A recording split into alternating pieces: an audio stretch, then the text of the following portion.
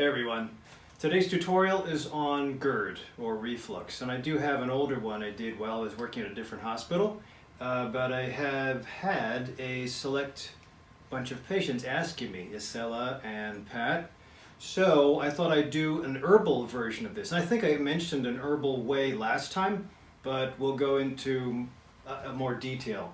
I don't want to miss too much of the Super Bowl, so I wanted to do this tonight after my workout.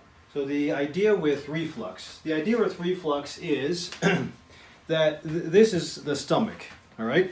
And the stomach has the esophagus that comes down here. This is the lower esophageal sphincter. It's supposed to get tight after you swallow a bolus of food. And then this pouch that digests, hopefully you can see that, this pouch that digests any solid material and turns it to liquid. And then the pyloric sphincter, which is also a sphincter like this one, muscle that goes like this. And when ready, it'll let liquids go through to the small intestine for digestion, mixing in with bile first and pancreatic juices and then digestion.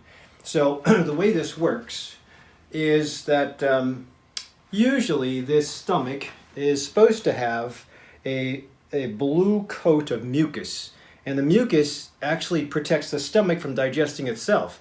Imagine this container is supposed to make any solid you take in and ingest and dissolve it into a liquid. This container is not bulletproof. This is it's a little dirty. So it is my tea brewer, and that's tea leaves in there, and there's probably tannins all brown. I probably should clean that. Sorry you had to see that. But that has to contain my tea and heat. And if it doesn't, then I can't make hot tea. 180 degrees. And the reason I have tea now, green tea, is because it's full of antioxidants, EGCG, and I can't have coffee because of atrial fibrillation. Now, I'll have a cup every once in a while, especially if I had a tough night or I just traveled and I want to reset my circadian rhythm, but for the most part, tea is my go-to. And coffee just gives me a return of a little bit of reflux, and I get the palpitations like I'm having atrial fibrillation again. I don't want to get shocked. But, so the stomach is supposed to have this great thick lining of mucus.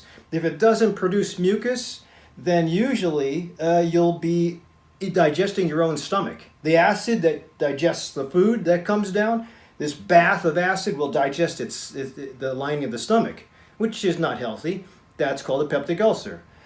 Before it turns into a peptic ulcer, that's called reflux because it splashes acid up here and also causes gastritis. So all those things are just a problem one of the problems would be caused by not enough mucus. Now kids have just thick mucus like the monster on Alien. The movie Alien was covered with mucus, supposedly because its blood was so acidic it had to neutralize it somehow. The exoskeleton, I like watching movies. But now, if you can't make mucus, that's a problem. And what turns around mucus, or what destroys mucus? Too much alcohol, too much coffee, too much stress. The body's supposed to produce that, but as you get older, it decreases the lining. And as you eat more crap, it decreases the lining. As you get more stressed out, it decreases the lining. And then if you force the stomach to digest very complex foods or irritating foods, then it digests itself and the foods. So it won't just melt away to nothing. It'll cause, in the weakest parts, ulcerations, and that'll cause burning because the fibers of these dashed lines here are nerve fibers, specifically the vagus nerve. But the nerve fibers in this muscle, because this is all the stomach is just a bunch of muscle, circular muscle, happens to be able to secrete acid. So the lining will sense it's being burned, and it'll cause you great pain. Some people with ulcers will actually have chest pain, and it'll almost mimic a heart attack. So that's how bad things are. So anyway, one problem is when you don't make enough mucus. The other problem is when you make mucus, but you make too much acid. That would be stress or hyperchlorhydria. That's sometimes inherited. There's something called Zollinger-Ellison syndrome in kids. I don't think adults get that too often. So that could be a problem too. The other problem, if this pyloric sphincter doesn't work right, the vagus nerve not telling the muscles to just go ahead and send the food down, it just stays here, it'll be here for a long time. Another problem is if you just abuse yourself with the food types you eat. So I didn't put it here, but I mentioned it in my old video. if we're going to try to beat this thing, it'll probably take about 6 to 12 weeks, depending on how bad things are. You really can't, I know most of you are probably limiting your food anyway, but unfortunately, no alcohol, no coffee bean, that's decaf or calf, no peppermint, no chocolate, no spicy food. I would avoid dairy. It's not one of the typical ones the GI guys say. And what am I missing? I think that is it. You also have to avoid stressful conditions. You have to eat on time. You can't eat too much. So those are the ground rules. Now, some people really can't digest anything, and they have to stay away from anything that's high citrus or very bitter or very complex and a complex meal. So hopefully you can at least stick to the ground rules until we heal things up. And again, it's about 6 weeks to test it out, maybe 12 weeks if you've been here a long time. So I usually will, reflux is when this lower esophageal sphincter, when the sphincter doesn't tighten up and it stays open, and then as this thing churns, it spits up acid into the bottom. And there's no mucus down in the esophagus. Otherwise, you'd be spitting up mucus all the time. If the acid comes up here, it'll burn the edge of the esophagus. It'll give you strictures. It'll give you rings, Schatzki's rings. It'll also give you precancer, and that's when you are stuck, according to the GI guys, on proton pump inhibitors for life, PPIs. I put here the usual rescues of Western medicine. PPIs and H2 blockers. That'd be omeprazole. H2 blockers are Tagamet, Pepcid, Zantac. PPIs are omeprazole, Prilosec, Protonix, Axid, Nexium. The H2 blockers I think are kind of safe. I'd rather have you use an H2 blocker than a PPI. H2 blockers just block the histamine number 2 receptor in here and decreases the amount of acid. It also tightens up the lower esophageal sphincter a little bit so you can stop the acid from coming up. The PPIs stop everything. Proton pump inhibitors stop everything in the stomach, which is not good because you can stop the acid, but you might stop the mucus too. You might even stop the movement, which is not good. But for those of you really suffering, it'll shut down everything and give you a temporary relief. Now, the mistake is that most people will take the PPI and say, "Ooh, I'm cured," and then they'll go and party. Or they'll have a beer like tonight. Beer, probably tomato sauce and salsa, coffee later before you drive home. And that's all set up for really bad problems tonight and then tomorrow. So I'll probably be hearing from everybody coming in this week because of the post-Super Bowl party, gastritis and reflux. So the other things that we can do are betaine, pepsin, and hydrochloric acid. Hydrochloric acid, believe it or not, there's a way to, when you're shutting down all the acid, you shut down everything, zero. And if you need acid to digest protein, you need acid, and that's not just animal protein, that's also plant protein. You need acid to cleave off B12 from your proteins, so you need acid. So if you shut down everything and you force yourself, or you think it's okay and you return back to eating, especially complex stuff, you're not going to be able to digest that stuff, and it's going to cause pain. So the pain will come probably downstream where the small intestine can't digest all that stuff. I mean, you really can't digest it. You might churn this stuff up, but the small intestine is supposed to handle liquid. When it handles semi-solid, it causes spasm and it passes the buck down to the colon. The colon says, "Hey, what's this? I don't want this either." It makes you have diarrhea or the runs or bloating. So yes, that's why this leads to bloating. Oh, I didn't talk about H. pylori, but I'll mention it later. So there is something you can try that was almost in some studies. There was one study with aloe vera, and it was compared to an H2 blocker and a PPI. I think it was omeprazole and ranitidine. So they compared the two, and the aloe vera was taken in 10 mLs per day. And they found that the outcome was the same between the H2 blocker users, the PPI blockers, and then the aloe vera. So heck, why not take aloe vera? It's soothing. I've never tasted it. It comes in gel form. You sometimes have to mix up in your liquids. I actually have the plant somewhere around here. Oh no, I brought it home for the winter, but I have a plant I keep in my front. I use it for cuts. It's a very healing plant, but it can be used in the right concentration with calming down the stomach. So excellent help if you want to try aloe vera juice. You'll have to do it, at least there's a daily amount that was studied in the comparison trial. But as far as using it every day, I think it's reasonable to try it every day, in addition to the other herbs we're going to put down. So aloe vera, number one. Number two, betaine. So I mentioned betaine. When you shut down all the acid, you don't have any acid to digest anything, and if you continue to eat, especially if it takes 6 weeks, you have to have fuel. Sometimes you just have to have just enough hydrochloric acid. Hydrochloric acid is what the stomach produces, HCl. So if you actually take betaine, in addition to, there's a combination of betaine, hydrochloric acid, and pepsin, just enough. There's actually it's called an HCl challenge. You give a little bit every day for about a week, and you see if you have any reflux. If you don't have any reflux and you don't notice anything, then you go up a little more. And you go every week higher until you start to have reflux again. And that's when you say, okay, you're back down to the previous dose, and that's how much hydrochloric acid you need to maintain with. That's just enough. If you're going to be stuck on these H2 blockers and PPIs because it's just too painful to take off, to get off of them, then you use HCl as a challenge till you get to that level right before you have reflux, during the challenge, keeping your eating and your drinking stable, and your timing stable, and your stress stable. When you find the amount that you need, usually it's 600 to 750 milligrams per cap. Perfect. Usually you have to do it with each meal. That helps you digest the meal, almost like digestive enzymes. In fact, pepsin is a digestive enzyme for protein. So that's the biggest one, that's the hardest one to digest, that causes the most problems. So that too, if you're stuck on these things for the time being, I'll get you off of them, or your doctor should be able to get you off of them. You can use this for helping you digest your meals. So eventually you should get off of this, unless you have a precancer. If you have a precancer, then you're screwed. You're going to be on PPIs forever. I can't take you off PPI because technically that's going from precancer to potential cancer, but I really would like you to get healthy with regards to stopping all medicines, eating a healthy, whole food, mostly plant-based diet, and taking care of symptoms. I really think that we cause a reflux and GERD, so we should be able to reverse it.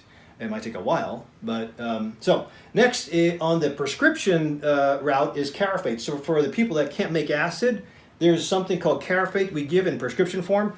Big, huge pink pill. You take it 4 times a day before your meal. It's supposed to coat the stomach before you start to secrete the acid.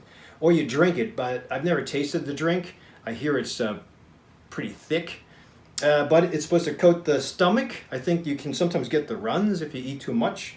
But when you coat the stomach before the acid comes in, you have this nice coat. I think of that commercial for Pepto-Bismol where you have this pink stuff just coating that stomach in the commercial. Well, if you coat the stomach and then you start the stimulus of eating, the acid gets secreted, the cells make the acid, goes right through the mucus into this dump, and then you wait for the food to come down, bingo, you're good. And so, especially if you take your HCl or your betaine. Yeah, Karafate is a prescription, but you can use other things like DGL. I talked about that before. Deglycinated licorice. Licorice by itself sometimes causes high blood pressure, but when you have DGL, you deglycinate it, and it makes it safer for your kidneys. It's also a good thing for cortisol. If you're adrenal fatigued, it helps with that.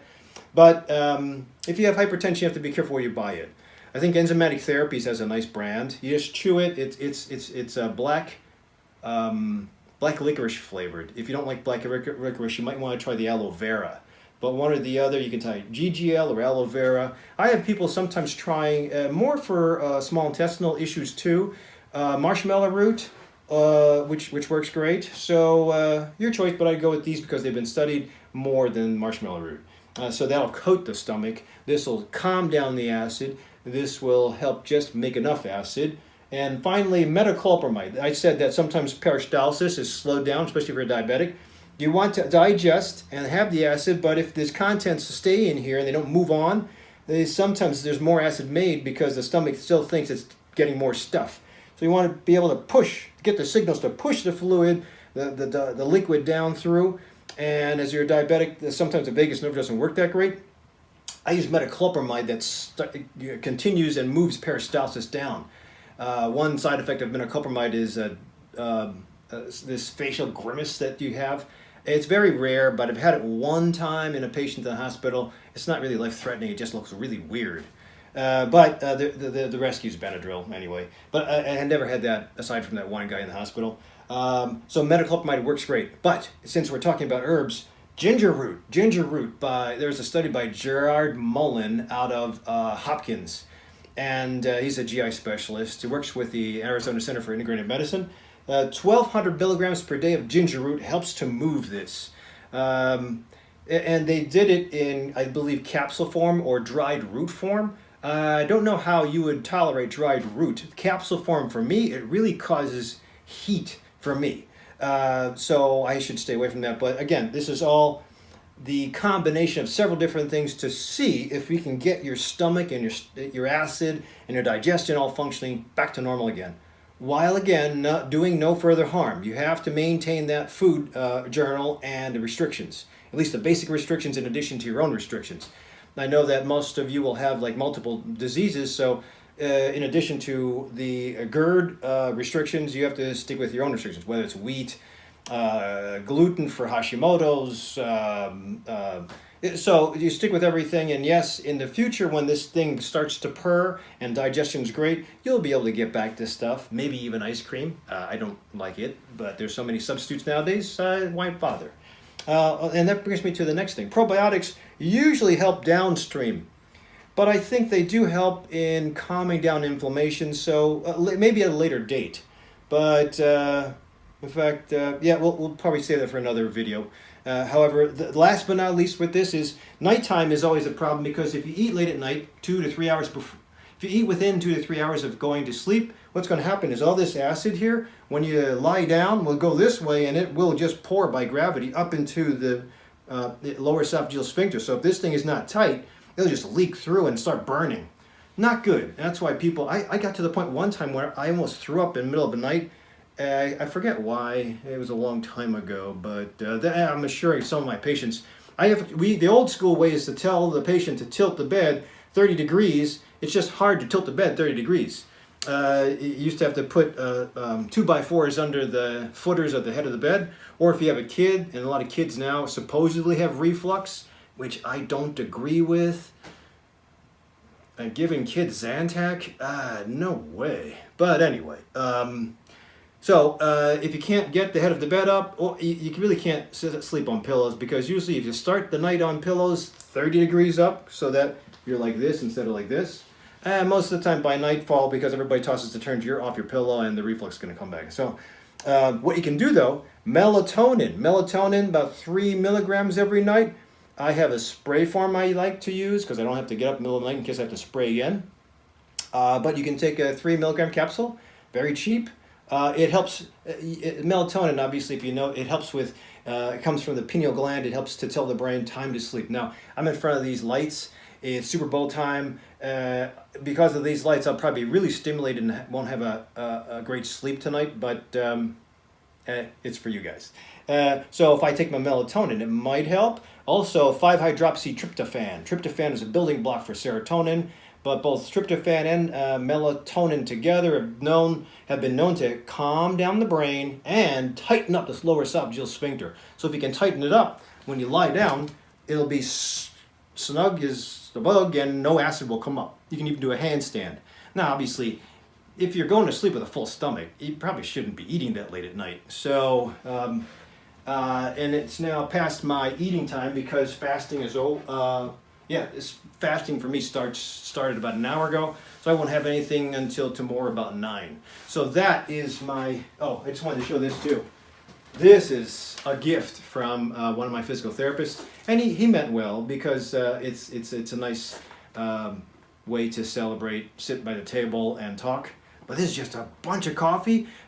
When you guys are trying to stop, I know when I was trying to stop eating, I would have coffee to stop the hunger, calm down the stomach, and cut that sense of or urge to drink or eat anything. But this is just an irritant. Even if you get decaf coffee, the coffee bean itself is irritating to the stomach. So hopefully this gives you a little bit. Don't forget, you also have to work on calming, because even if you do all this stuff and you go to work and there's somebody of a bully at work or is a bully at home, so you're going to be in fight or flight. When you're in fight or flight, the stomach gets no signals from the brain. The vagus nerve stops. All the energy goes to the muscle. And when the vagus nerve stops, acid or mucus doesn't get produced. And acid sometimes is overwhelming. And that's why people that are stressed out will have ulcers. It used to be when you were an executive or a stockbroker, that was one of the highest reasons, or one of the highest professions to have ulcers back in the 80s and 90s, and now everybody's got it, and especially since they made PPIs prescription. You know, that to speak of PPIs, before I get off this topic, you can get omeprazole over the counter. You can take it every night, Nexium too, but there used to be a black box warning in the PDR, that's what we use, physician desk reference, that you're supposed to stop any PPI in 12 weeks, and now I have people using it for years.